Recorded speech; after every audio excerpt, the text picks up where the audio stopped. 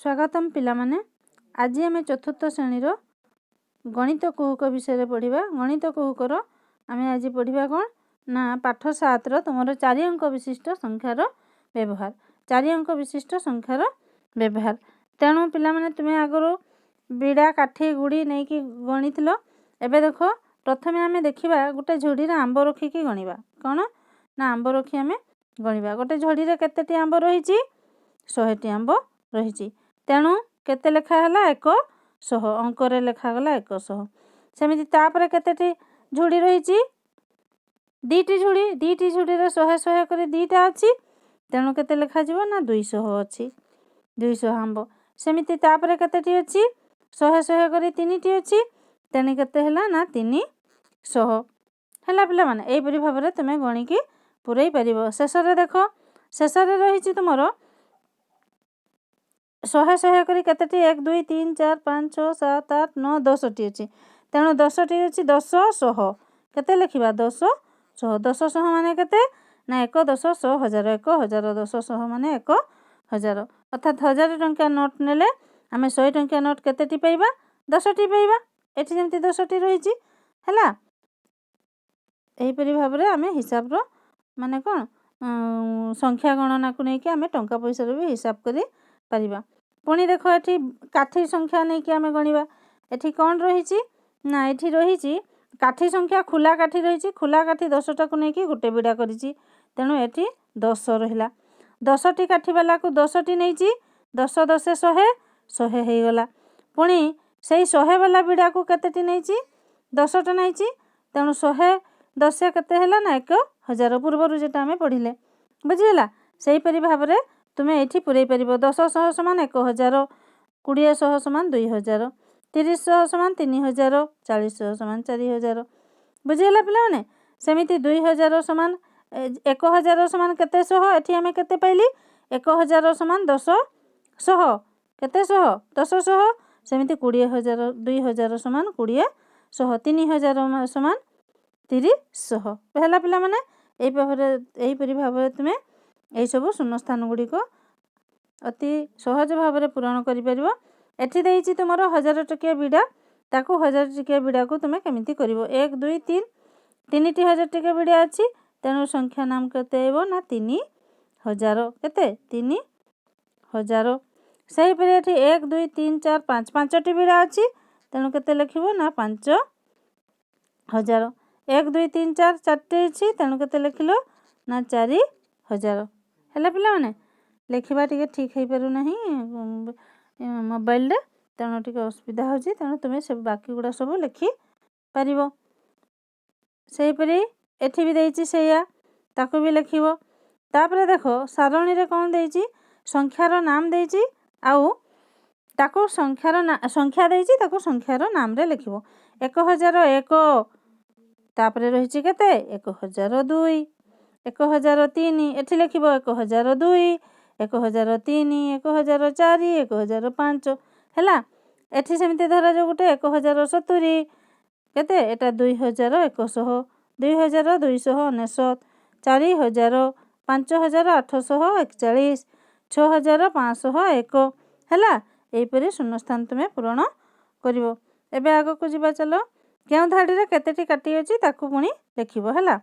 देखो एठी 1000 टिकिया बिड़ा केतेटी अछि 1 2 तेणु 2000 केते हैला 2000 केते हैला हमरो 2000 एठी हैला 2 एठी केते हैला ना 2000 केते हैला 2000 2000 2000 2000 माने 1000 घर 2 रहिला केते 100 अछि 100 100 केते 10 अछि 10 टिकिया बिड़ा केते 4टा अछि 40 हे गला 4 10 बा 40। एठी सेमति 1000 टिकिया बिड़ा केते अछि 3 3000 100 टिकिया बिड़ा केते अछि नाहिनी तेणु 100 घरे 0 बसाओ 10 टिकिया बिड़ा गुटे अछि तेणु 1 बसाओ खुला बिड़ा काठी केते अछि 2 अछि तेणु 3012 हैला। एठी सेमति केते अछि 1000 टिकिया बिड़ा केते अछि 1टी तेणु 1000 100 टिकिया बिड़ा नाही तेणु ता घरे 0 10 टिकिया बिड़ा नाही तेणु ता घरे 0 एक संख्या ଖୋଲା ବିଡ଼ା କାଠି କେତେଟି ଅଛି 5ଟି ତେଣୁ ଏଠି 5 ହେଲା ପିଲାମାନେ। ଏଥର ଚାଲ ଆଗକୁ ଯିବା। ଏଗୁଡ଼ା ତ ସହଜ ଲାଗୁଥିବ ତୁମମାନଙ୍କୁ ତେଣୁ ତୁମେ କରିପାରିବ। ଏବେ ଆସ ଖାଲି ଘର ପୂରଣ କରିବା। ଦେଖ ଆମେ ଦେଖିବା ସଂଖ୍ୟା ଗୁଡ଼ିକ ବଢ଼ି ବଢ଼ି ଯାଇଛି, ବଡ଼ରୁ ସାନ ହେଇଛି ନା ସାନରୁ ବଡ଼ ହେଇଛି।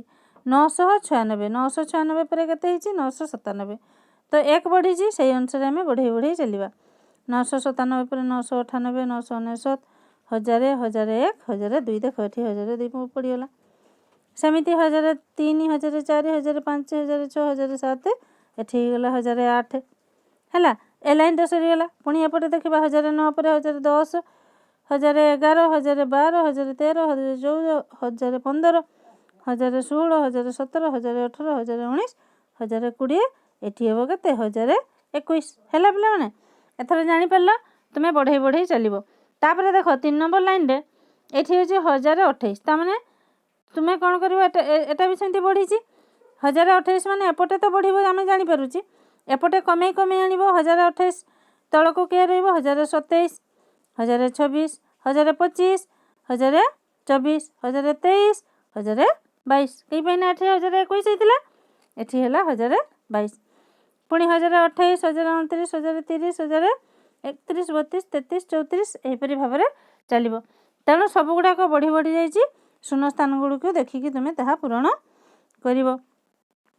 ଏବେ ଆସ ଆମେ ଦେଖିବା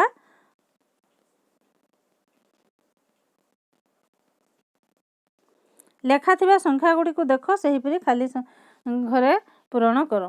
ଦେଖ ଏଠି କ'ଣ କହିଛି ନା 1724 1725 ତାହେଲେ 1726 1726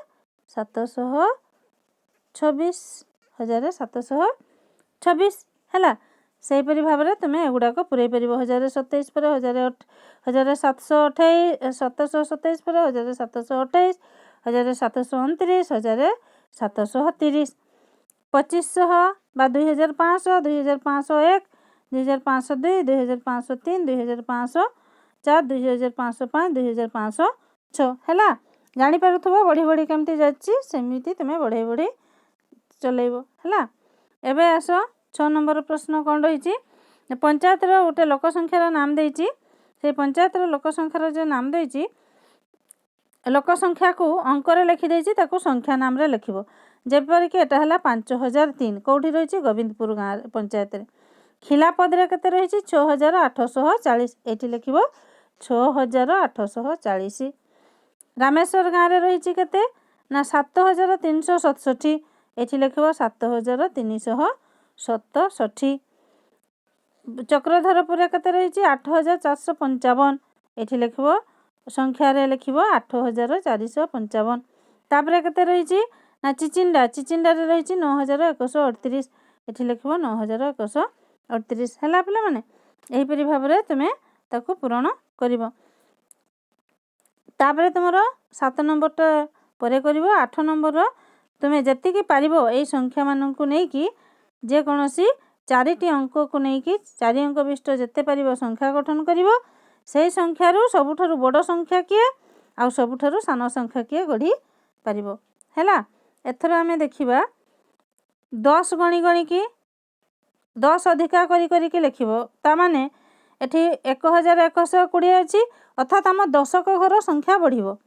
1120 ଅଛି, ତାପରେ କେତେ ହେବ 1130, ତାପରେ କେତେ ହେବ 1140 1150।